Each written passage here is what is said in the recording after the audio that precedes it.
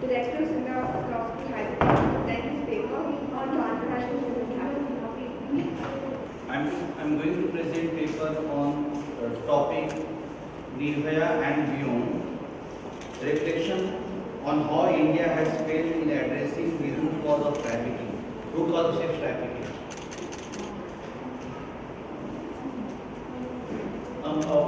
What I want to discuss in this paper is we all know the Nirbhaya case has shocked the whole country.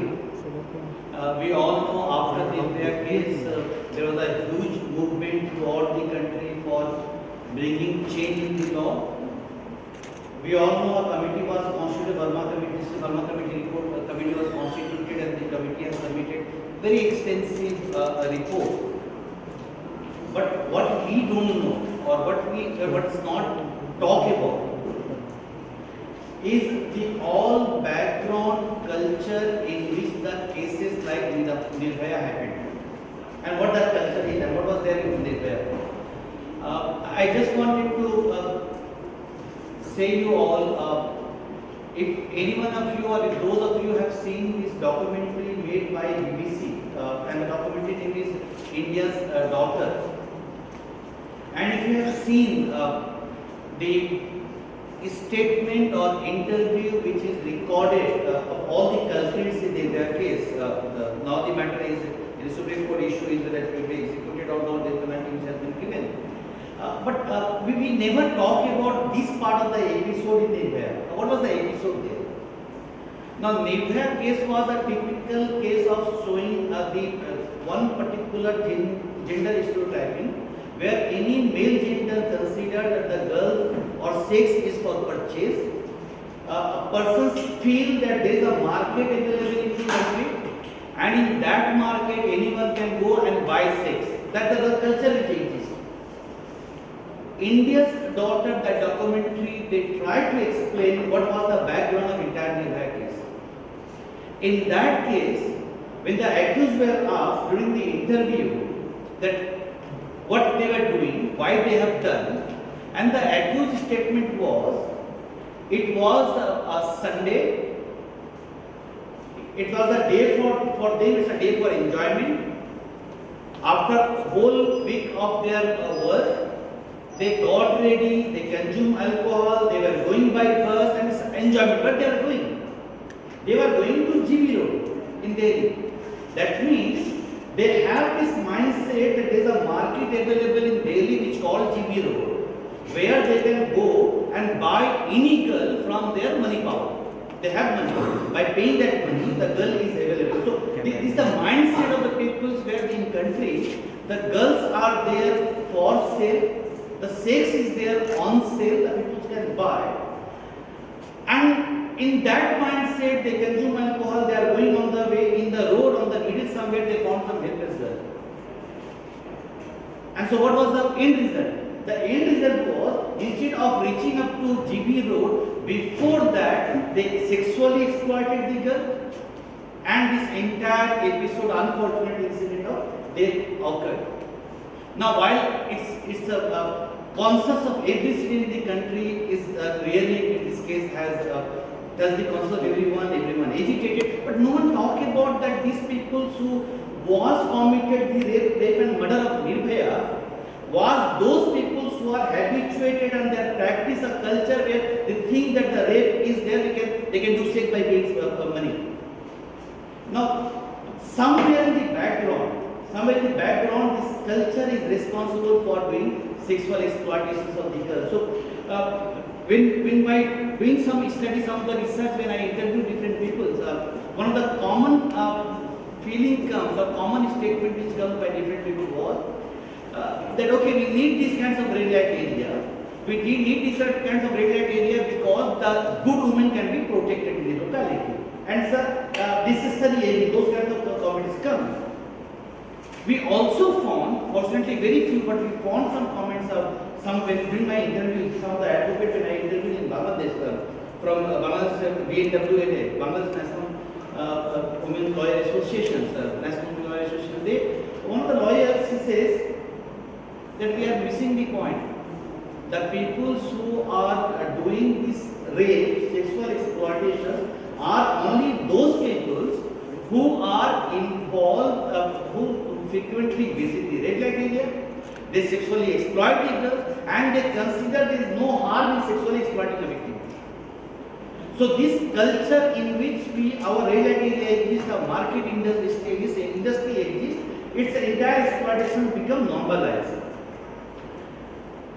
Now, while I didn't find any corroborative evidences to show that existence of red light area will decrease the number of offences against women, statistically it's unprovable. I tried to find out from some areas where the number of red light areas which was there, they closed down, whether that impacted in the number of sexual offences. It does not have any kind of relationship.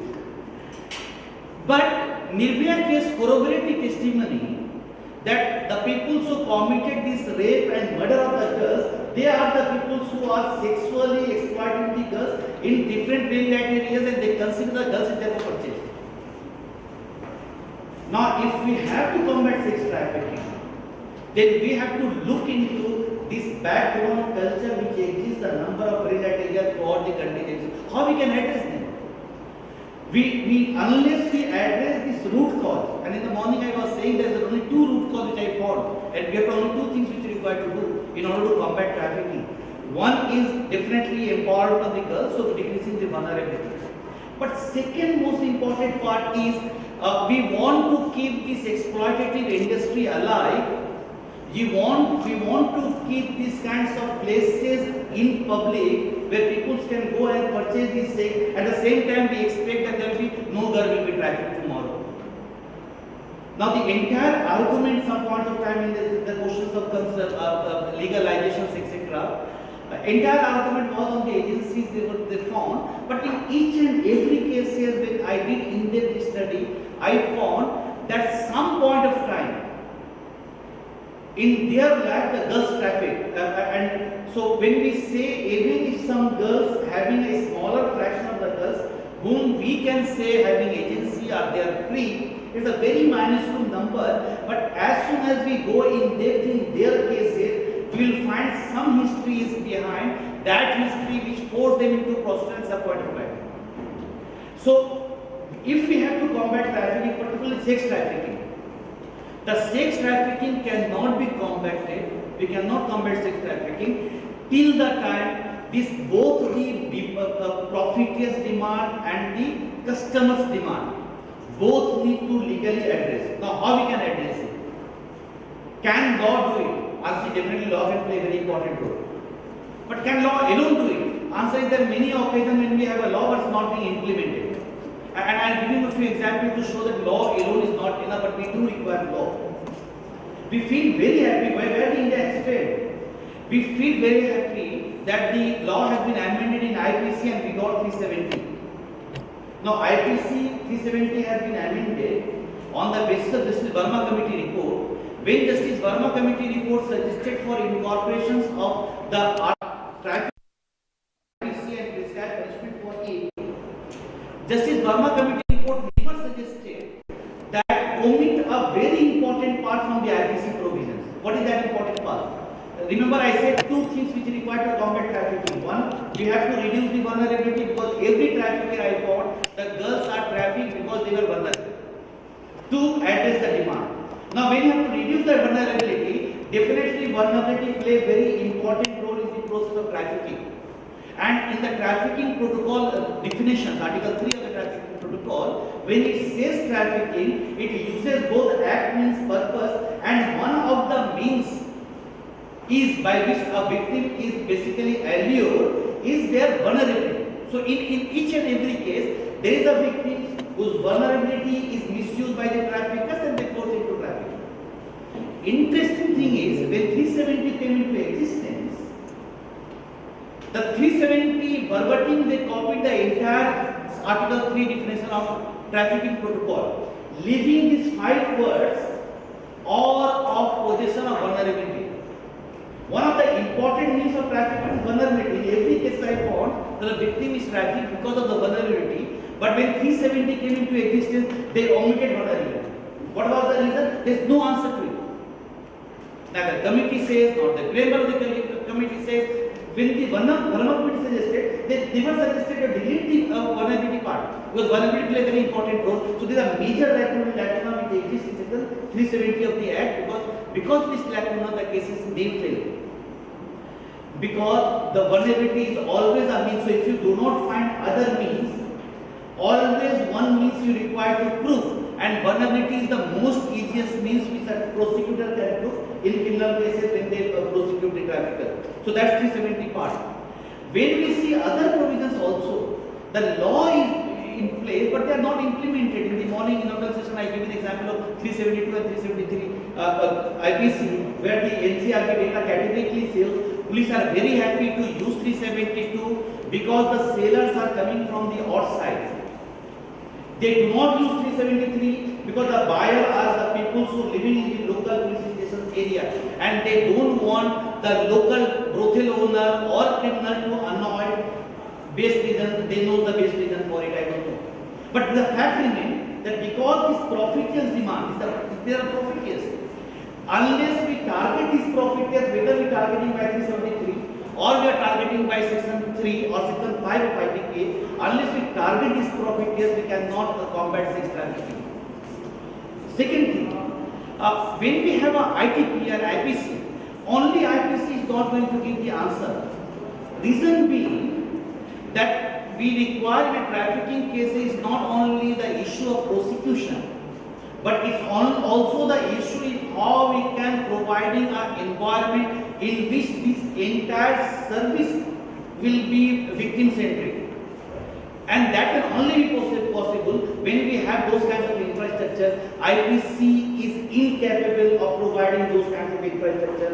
It needs to be a separate legislation, whether it will be ITPA to be incorporated for the sex trafficking, some other thing for separately, or we can have a general law which the government is trying to bring, but there's a lots of things which the changes required. So still, when we have a 370A, we talk about the demand side, how many prosecution? So unless we do have a law for the brothel owner, but the prosecution, number of prosecution is far less than what is required. We do have a law for customers in 370A, very little has been done. In the ITPA there is a provision section 7 can be used, in some cases 5 can be used, but that again is only in exceptional cases the prosecutions or police they use it. So in my view, what we have not learned from Nirbhaya is that in order to combat sex trafficking, it is not only important that we have a provision like 370, but it is important how we can have a targeted interventions, targeted action against these entire industries which generate huge profit. Now, can we imagine what will be the number of the sexual offences committed in those areas? When we say that so many million people are trafficked, thousands and thousands of people are trafficked. Even for example, if in one red light area, if there is a, for argument's sake, if there is 100 girls who are minor and 10 customers goes every day, you have a 1000 rape committing every day. We are just mere spectator.